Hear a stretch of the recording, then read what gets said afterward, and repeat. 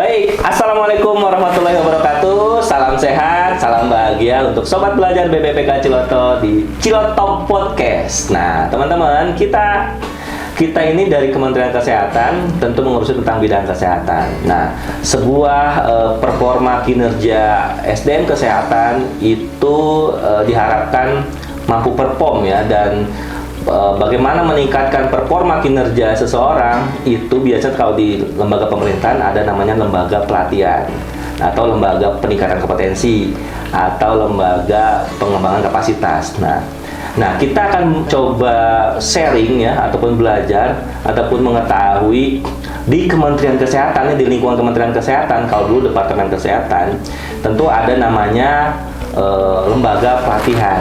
Nah, kita akan berbicara dengan saksi yang menjadi praktisi juga menjadi expert di bidang pelatihan nih, di lingkungan Kementerian Kesehatan. Kita akan sapa Pak Samsul Arifin. Apa kabar Pak Samsul? Alhamdulillah. Pak Samsul, mohon maaf nih mengganggu kesibukannya nih. Kita ingin ngobrol-ngobrol nih Pak Samsul. Mungkin ada di sini juga ada sobat-sobat belajar yang mungkin masih jadi mahasiswa, ataupun sobat-sobat belajar yang mungkin baru jadi tenaga kesehatan, atau mungkin baru bekerja di lembaga pelatihan. Ada mungkin ada di balai pelatihan kesehatan, ada mungkin di balai pelatihan yang provinsi lagi. Kita ingin tahu nih Pak Samsul, sebenarnya mungkin sejarah atau riwayat lembaga pelatihan khususnya di lingkungan Kementerian Kesehatan atau di bidang pelatihan kesehatan. Itu boleh mungkin Pak Samsul kita cerita-cerita dikit, mulanya tuh sebenarnya kayak gimana sih lembaga pelatihan itu di Kementerian Kesehatan? Boleh Pak Samsul, silakan. Ya, terima kasih Kang Tebe. Iya, saya kalau nginget-nginget ya Kang Tebe ya, ini kan saya udah 58 tahun. Jadi saya tuh ngabsen tuh, siapa sih teman-teman lama gitu ya. Oh, di absen lah, kayak diingat-ingat gitu ya. Ingat-ingat, ternyata udah pada selesai tuh. Udah pada selesai semua mereka ya Pak. Jadi jangan-jangan gue yang paling tua nih gitu kan, di yang ngerti gitu ya. Karena gini, saya kan masuk tahun 89. Tahun 89 jadi PNS ya Pak. Lagi saya kuliah di akademi itu tahun 85. Saya ngekos di pegawai yang bekerja di Pusdiklat. Oh, ngekosnya di tempat pegawai yang bekerja di Pusdiklat. Jadi saya suka ngobrol-ngobrol lah sama pegawai itu ya. Ya, saya ingat saya itu awalnya Pusdiklat itu awalnya dari Biro 5. Tapi saya baca beberapa, saya googling gitu ya. Malah mulainya dari dinas kesehatan istilahnya tuh ya. Dinas kesehatan yang ngurusin pelatihan gitu. Oh, jadi dinas kesehatan khusus ngurusin pelatihan gitu. Iya, kalau saya googling ya, saya di tahun 50-an tuh. Waktu itu kantor Kemenkes di mana, tahu nggak kamu? Di mana Pak kantor Kemenkes Pak? Kantor Kemenkes kan dulu tuh di Senen. Di Pasar Senen. Di daerah Senen. daerah gitu, Senen. Nah, jalan kesehatan di situ ada jalan kesehatan. Oh iya, jalan kesehatan di situ kantor Kemenkes ya Di Pak? situ kantor Kemenkes sebelum pindah ke tahun ke Kuningan. zaman Bung Karno ya berarti Pak? Nah, zaman Bung Karno lah gitu. Jadi awalnya itu, terus jadilah Pusdiklat ya. Pusdiklat itu dulu ngurusin, kalau istilah orang-orang dulu tuh namanya Pusdiklat lama gitu ya. Pusdiklat lama. Oh, ada Pusdiklat lama. Karena gini, kenapa Pusdiklat lama? Dulu Pusdiklat itu antara pendidikan dan pelatihan itu di satu pusat. Ya. Oh, makanya diklat ya Mas. Pendidikan pelatihan. Nah, pendidikannya ngurusin apa? Ngurusin SPK yang sampai ke pelosok-pelosok. Oh, SPK itu di bawah Pusdiklat berarti ya Pak dulu ya. SPK sampai ke waktu itu kan ada selevel SMA, ada yang D1-nya kan SPPH, SPAG, macam-macam lah gitu kan ya. Itu yang saya ingat. Ada D3-nya juga kan. Ya. D3 tuh ya kayak upper, APK, itu semuanya di bawah Pusdiklat itu berarti Pak zaman dulu. Di bawah Pusdiklat. Nah, di tahun berapa ya kira-kira tahun 80-an deh ya. Saya lupa 83 atau apa. 80-an yang jelas.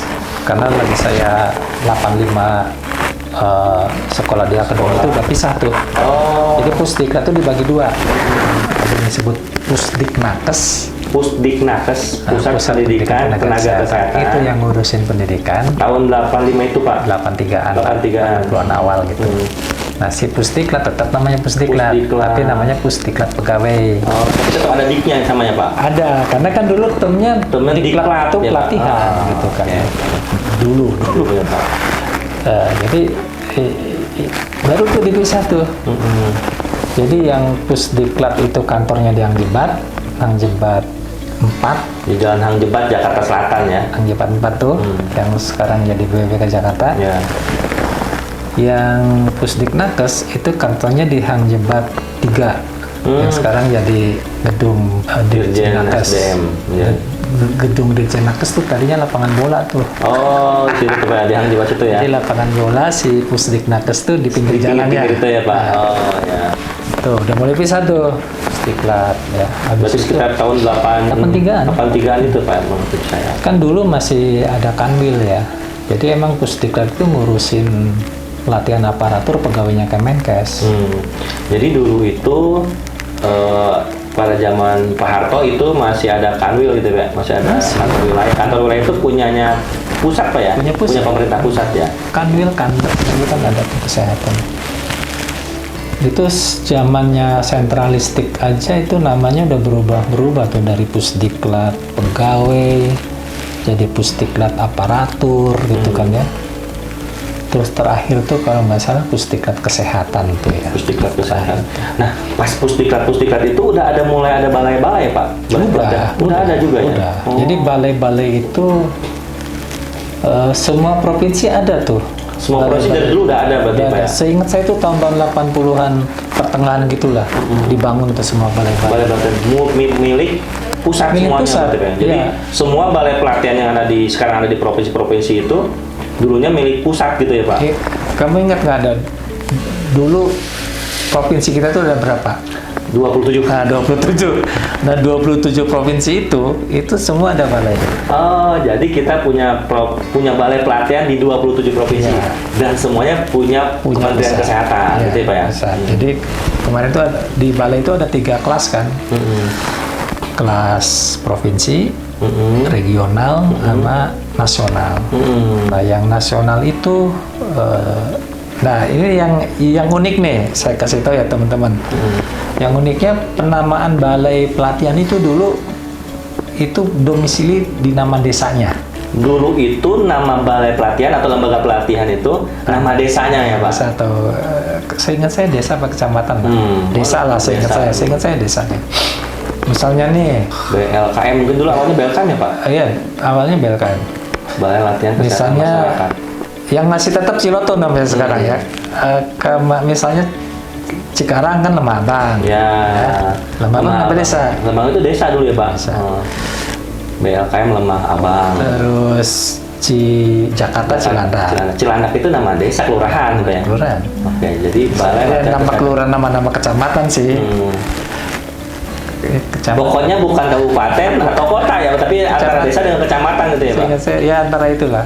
Misalnya Semarang tuh Salaman. Oh. Makassar tuh namanya apa? Antang. Oh, jadi BLKM Antang gitu Pak. Iya, Antang. Bapelkes Antang.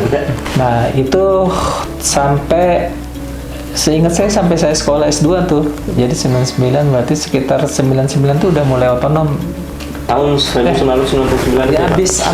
habis reformasi itu kan Reformasi otonomi tuh. kan. Oke, otonomi daerah ya. Otonomi daerah kan. Jadi 99-an kali ya. Itu udah otonom tuh, otonom. Otonomi daerah. Karena otonomi daerah, maka Bapelkes yang provinsi udah otomatis tuh masuk ke provinsi, aset provinsi. Maksudnya kan persoalan kalau nasional udah jelas nih clear nasional ya. Oh, dari dulu juga memang ada nasional. Ada daerah itu Yang ya nasional tuh 4 dulu, Ciloto, Cilandak, Pak. Salaman, sama Lemah Abang. Itu nasional Pak. Nasional. Bapelkes regional provinsi tapi milik pusat gitu ya Pak. Pusat. Oh, tapi namanya memang dari dulu udah disegmenkan nasional sama regional itu ya Pak berarti. Ya? Nasional, regional, pusat. Habis itu ada kelas A, B, C gitu. Oh, ada kelas-kelasnya lagi ya Pak. Ya, kelas A itu nasional, kelas B itu regional, kelas C itu provinsi. Nah, pada saat pada saat otonom, yang nasional kan udah 4 itu tuh masuk tuh, nasional udah pasti diambil Kemenkes. Nah, akhirnya untuk mewakili kan itu di Jawa semua ya. Ya, Cikarang, Ciloto, Jakarta, dan Semarang ya Pak. Semua di Pulau Jawa ya Semua Pak. di Jawa. Akhirnya kan diambillah Makassar. Saat itu Makassar udah Bapelkes regional ya. Jadi saat otonomi udah langsung diambil pusat. Oh, tapi langsung ambil pusat. Walaupun statusnya bukan nasional waktu itu ya Pak. Nasional. Oh iya iya. Bukan nasional, saya itu kalau si Makassar itu regional. Regional. Akhirnya kan 5 nih dapat kan. 5. 5, habis itu Batam baru. Bapelkes Batam Bapelkes itu Batam tuh Bapelkes baru ya, Pak? didirikan di era Badan PPSDM. Oh, ketika Badan PPSDM. Nah, Pak, berarti dulu sebelum Badan PPSDM si Bapelkes ini di bawah apa, Pak? Di bawah Pusdiklat. Pusdiklat ini langsung di bawah menteri. Di bawah menteri. Di bawah menteri. Koordinasi ke Sekjen. Oh, Sekjen ya Pak. Jadi Iya. Sekretaris Jenderal ya. Jadi Iya, Sekjen. sebelum ada Badan PPSDM atau yang sekarang Dirjen Nakes, Balai Pelatihan itu semuanya ada di bawah Sekjen gitu ya Pak. Pusdiklat di bawah Sekjen. Pusdiklat di bawah Sekjen. Jadi balai di bawah Pusdiklat di bawah Sekjen. Oh. Jadi Waktu itu kan belum ada Badan PPSDM. belum ada ya Pak. Berarti ada Badan PPSDM itu tahun berapa Pak? Tahun 99. 99 itu. Oh, langsung ya Pak. Jadi pas era reformasi langsung ada Badan PPSDM, semua hijrah tuh Bapelkes itu Iya. jadi ke PPSDM ya Pak.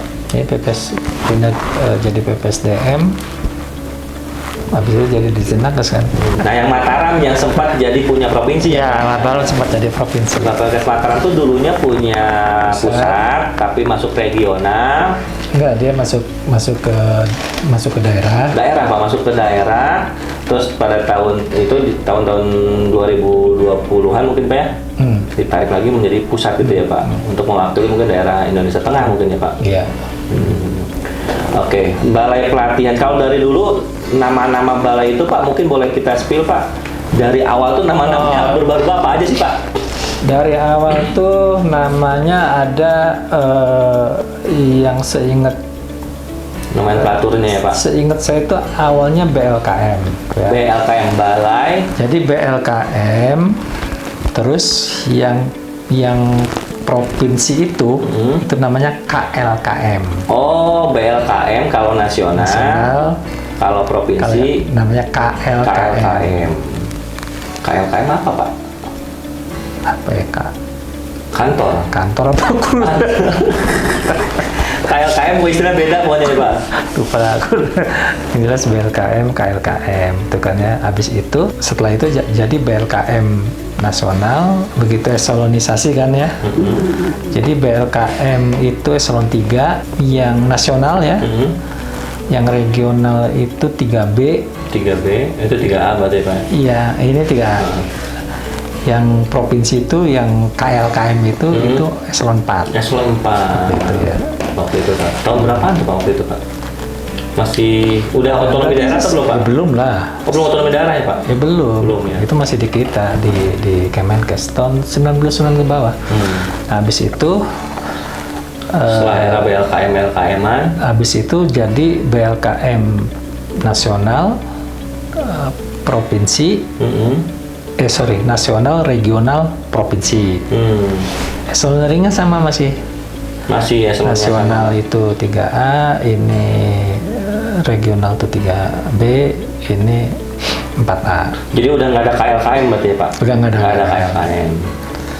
Nah, habis itu jadi BLKM tipe A, lagi tipe A tuh udah Bapelkes kalau nggak salah ya.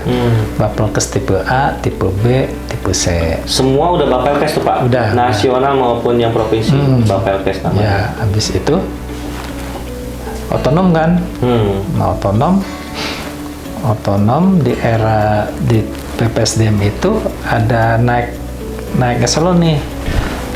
Yang ada balai besar, ada Bapelkes. Balai besar itu Ciloto, Jakarta sama Makassar.